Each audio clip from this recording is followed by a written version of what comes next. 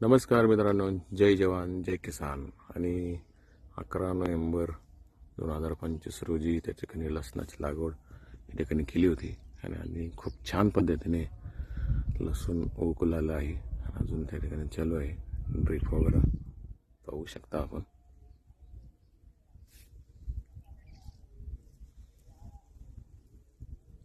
त्या ठिकाणी मध्ये गोट सुद्धा लावलेले आहेत, ते सुद्धा खूप छान पद्धतीने उगलेले आहेत.